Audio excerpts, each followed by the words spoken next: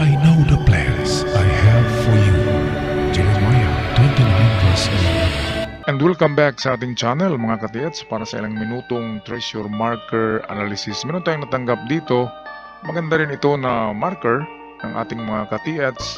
At kung bago pa lamang kayo sa aking channel, huwag kalimutan i-subscribe ito para palagi kayong updated. Alright, shout out tayo kina Kawan Heart TV, kay Intensity, Tating Nariman Salay, Team to Refill, Uncle Makasi Vlog, shout out din kay user CE5, kay Rodel Cardona, Obligado, Robelin Lopez, Danny Flores, kay Romualdo Acebido, Juntox, kay Cirilo Jaom, JC Forte, kay Ray Conbactol, kay Zaldi BK, Usilito Kahadi, kay Rene Daizon, Mr. Tats, and lastly shout out tayo kina Glenn Mario, LJB Misor, Binancio, Asusinas, Nicanor Angel, user KS9, at kay Rogelio Cortez, at sa mga hindi nabanggit ng mga pangalan, shout out sa lahat. Tayo na ngayon magpatuloy sa ating analysis.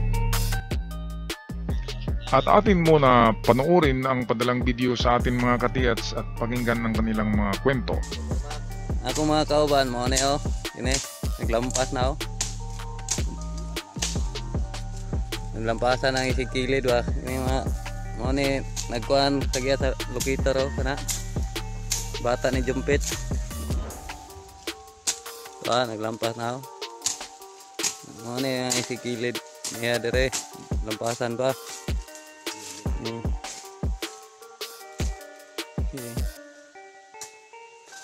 Kini sign ni na sign araw rohit ni siya na sign doble ni siya kung dili ni araw heart ni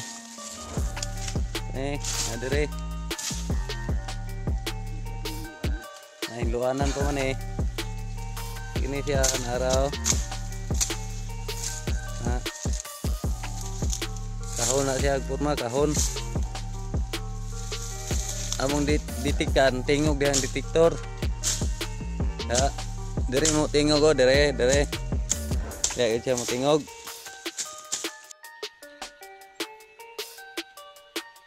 sa una gaan na ang baksa ni dugo man nimo nga ano man ang ka gibangagan ka wala ni pero karon testingan na to ni.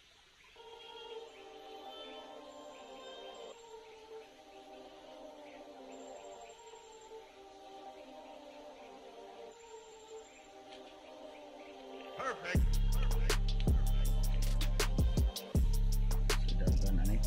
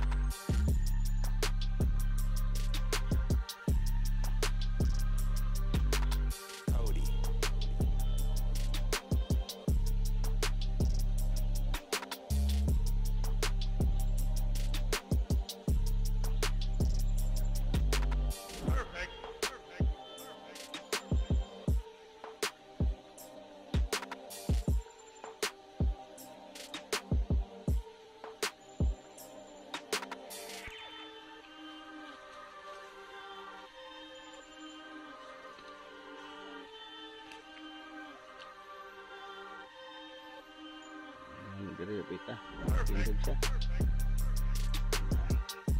so balik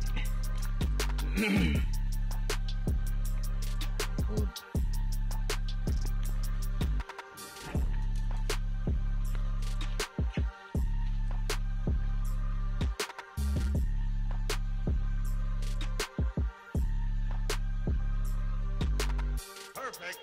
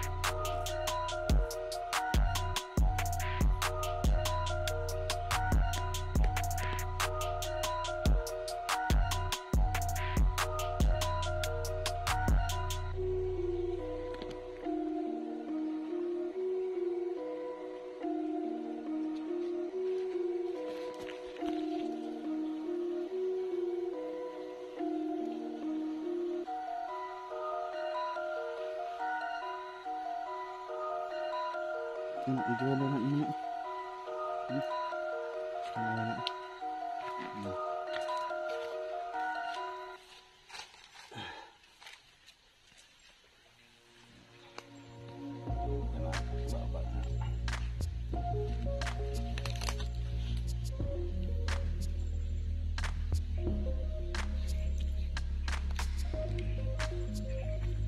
Itong dito. Parang tapil ni.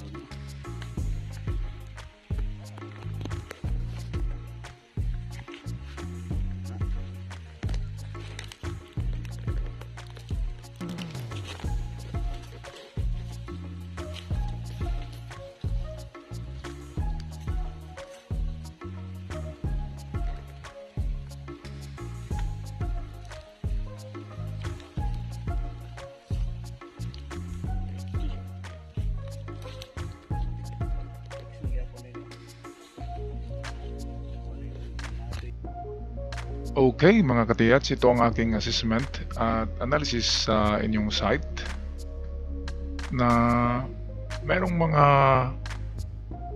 medyo maraming markers na nakikita nyo at gamit of course ang ating mga modified na mga locators, itong Japanese wand, pendulum, dowsing rod at itong aura meter. Ito'y aura meter pala, itong narito ay yan ay mga gamit ng ating mga sinaunang treasure hunters noong 1970s. Ang mayan ay na-introduce sa atin ng mga Hapon na treasure hunter, yung dalawang gamit na yan, itong aura meter at saka yung Japanese wand. Magkapareho lang yung dalawa, gumagamit lang ng spring itong aura meter, pero katulad din yan ng Japanese wand. Pero ang mas type ko sa dalawang yan ay yung Japanese wand kasi hindi medyo sensitive, wala kasi siyang spring, so makikita mo talaga na kikilos siya ng itong hindi mo sinasadya. Ang spring kasi ay mabigyan lang natin yan ng konting impetus, so mabigyan natin ng konting galaw, kaya lalong lumalakas ang galaw, kaya mahirap magtawag ng aura meter hanggang kamay mo ay magalaw. Kaya ang mga yan ay kailangan ng 10 years, more than 10 years of practice para magiging maamo ang inyong mga gamit, hindi yung galaw-galaw lang na kahit saan lang. Okay, so balik tayo sa inyong site. Sa inyo ay napakaraming parameters marker. Okay, kaya ang gawin dyan ay itong ulitin nyo, bawasan nyo ang mga bato, kumpara nyo legit, parang mas legit ang talaga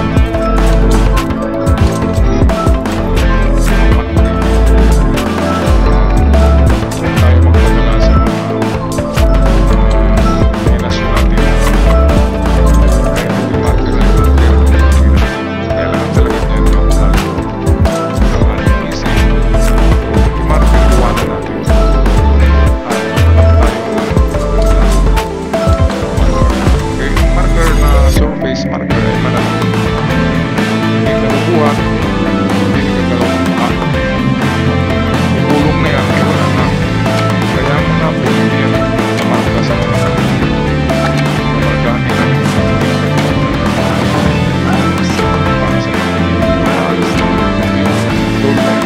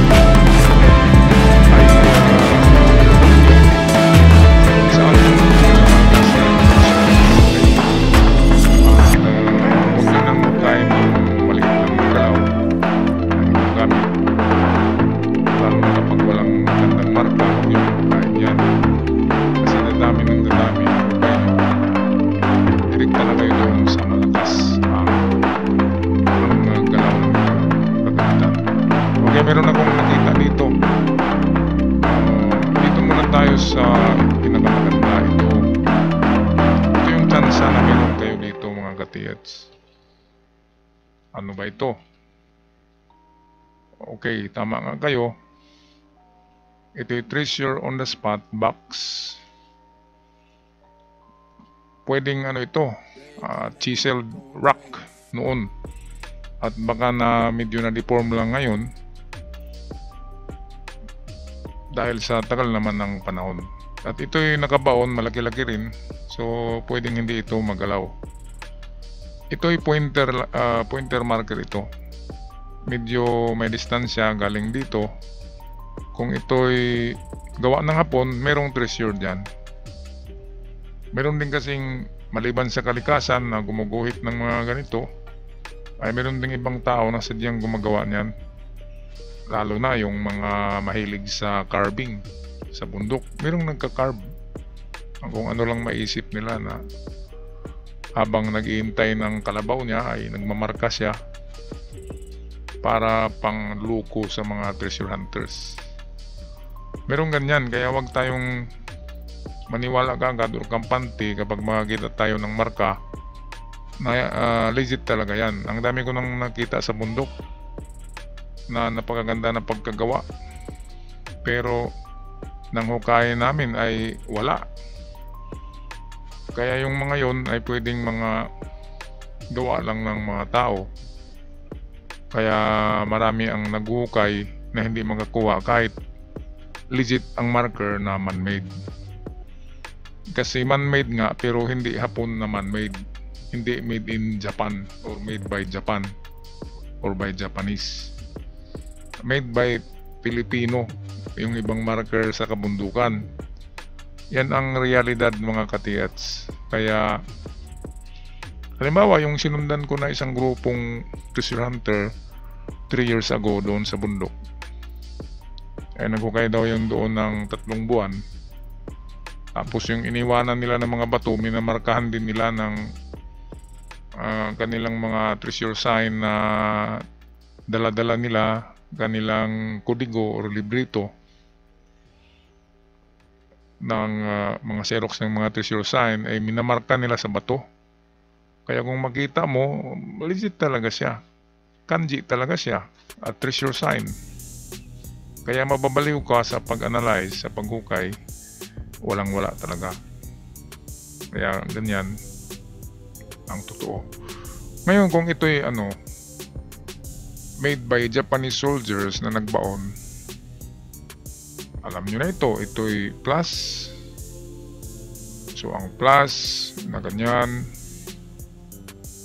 sa kanji ju means 10, pero hindi tayo sigurado kung 10 feet or 10 meters ang value niyan. Basta sabi niya 10, merong 10. Ngayon ito, tingnan natin kung saan ang mahaba na parte ng plus. Example, mahaba ito.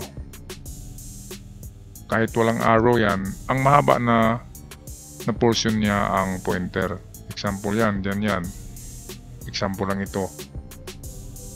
Kung ganyan na mahaba itong sa kaliwa, so sa kaliwa kayo pupunta, unang hukay nyo ay 10 feet. Ang 10 feet, that is 3 meters. Okay, 3 meters yan. So pasok siya sa ating 357. 3 meters mahigit. Ngayon kung wala dyan, wala dito sa test dig nyo, punta kayo sa 10 meters. So ibig sabihin 3 and 10 meters ang mga distansya. Ngayon kung pantay ang plus na yan sign, kung pareho ang haba ng mga ito yan, kung pantay yan, ibig sabihin nasa front, kung saan nakaharap itong box, yan yan sa front. Ngayon ang distansya ganun pa rin, 10 feet. So 10 feet, that is sabihin natin 3.5 meters ang 10 feet. So yan ang unang hukay natin. Ngayon sa harapan na, dahil kung yan ay pantay na plus, so sa harapan yan 3 meters mahigit. And then kung wala dyan, patuloy tayo katulad yan sa kaliwa sa ginawa natin, 10 meters, medyo malayo siya. Test dig. Okay, yan pinakamagandang yan mga katiyats, marker sa inyong pinakita sa video. Ngayon kung wala wala dito, walang magandang sign sa nahukay nyo, balikan nyo itong bato at butasin nyo ito dito, tanggalin nyo yung parang square, baka takip lang yan dyan. Pukpukin nyo rin ng maso, baka tutunog. Kung tutunog, hollow rock, merong butas yan. So treasure under siya. Okay, yan palagi ang panghuli. Kung hindi nyo makuha doon sa mga hukay na may distansya, balikan nyo yung bato na malaki. At testingin nyo ang bato kung hollow rock siya. Kung may tunog na hollow rock. Ngayon, meron akong nakita isa dito. Sa video nyo ito. Yan. Magandang pointer yan. Lalo na matulis ito. So double pointer ito. Meron pang linya, meron pa ito. At meron pa itong arrowway niya. Ito. Kaya yan ang tinuturo na bato niya. Yan na bato. Ano kaya meron dyan? So anuhin nyo rin ito. Tingnan nyo yung bato, pukpukin nyo, at kung wala doon sa likod or sa ibabaw ng bato, halugugin nyo yung ibabaw, pukpukin nyo rin ng maso, pati yung likod. At kung itong dito na portion, kung merong gap yan na sabihin natin half meter, ito kung half meter ang distance yan, ay pwedeng pagbaunan yan dyan ng 2 barita, 1 barita, 1 supot na alahas. Kasi ang 2 bato na marker ng hapon, katulad niyan, ito yung lupa, ito yung bato na may guhit. Okay? Dito yung guhit niya, oh. So kung itong dito ay may pagitan yan, may gap, pwedeng meron nilagay dyan na tinatawag ng iba na sucker deposit or a quick deposit na mababaw lang, na minamadali sa pagbaon ng isang tao lang. Kaya mababaw, meron lang 1 to 2 meters. At kung wala dyan dito sa harapan, kasi yan ang tinuturo, at pwede rin sa ibabaw, at pwede rin dito sa likod. Basta ito na direksyon ang puntirehin nyo dahil sa arrowway na yan. Okay, napakagandang marker yan. So yung 2 lang ang nakikita ko, yan at ito, na posibleng marker for treasures. Okay, ako magpaalam na. Maraming salamat mga katiyats. Ciao for now.